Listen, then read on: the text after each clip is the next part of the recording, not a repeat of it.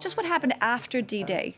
Yeah, well, after D-Day is actually when everything began, right? I mean, obviously D-Day, the seminal moment. We call it the tipping point of World War II, the moment that really changed the destiny and the fate of Europe and the world. We'll leave that to military historians to quibble over, but a lot of people would agree with that. But after D-Day is when you actually then had the no small task of having then basically to repel the Nazis, push them back across all of, France, basically, continental France, back and make basically the drive onto Berlin. I mean, let's remember something. What's amazing is as this Western Front was opening, on D-Day 75 years ago, we still had the Russians, the Soviet Red Army was still over 1,000 miles from Berlin.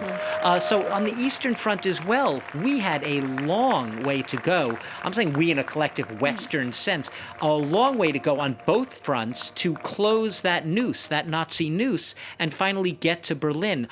So when I say this was the beginning of the end, it really was, though, the beginning. And let's not forget that ultimately, by later in 1944, you had 1.5 million Allied troops, 1.5 million deployed in Normandy. We're talking already unbelievable numbers, right? 156,000 infantry coming ashore, storming the beaches on D-Day 75 years ago. But let's not forget, troops continued to come, waves and waves of allies. Once those beaches were secured, once the inland towns were secured, once they had the Normandy beachhead, so to speak, then they started pushing inland. Benoit.